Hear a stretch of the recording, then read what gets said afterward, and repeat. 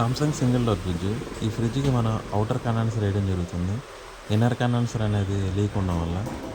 మనం దీన్ని ఎలా బిగించామంటే మనకి కంప్రెసర్‌కి వచ్చే రబ్బర్స్ ఉంటాయి కదా!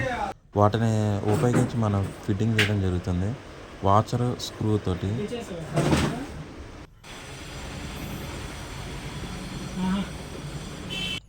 ఈ పైన ఒక 2 కింద ఒక 2 ఏసీ ఫిట్టింగ్ చేయడం వల్ల బాగా స్టాండర్డ్‌గా ఫిట్టింగ్ అయింది. ఈ 10 లైన్స్ కండెన్సర్.